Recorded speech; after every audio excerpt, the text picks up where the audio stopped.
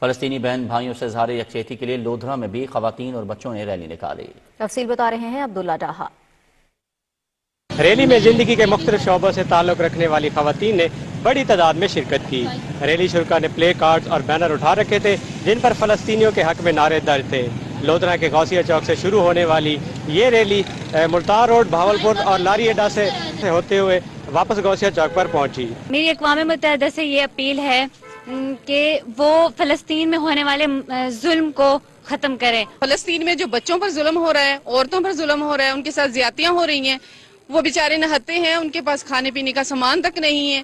غوثیہ چوک پر القدس ریلی سے خطاب کرتے مقررین نے کہا اقوام متحدہ کو چاہیے کہ فلسطینیوں پر ہونے والے ظلم کو رکوائے۔ فلسطین میں معصوم بچوں کو شہید کیا جا رہا ہے جس کی ہم بھرپور مذمت کرتے ہیں۔ مقررین نے اقوام متحدہ اور دوسرے عالمی اداروں سے مطالبہ کیا ہے کہ وہ فلسطین میں مسلمانوں کے قتل عام بند کرانے کے لیے اپنا کردار ادا کریں۔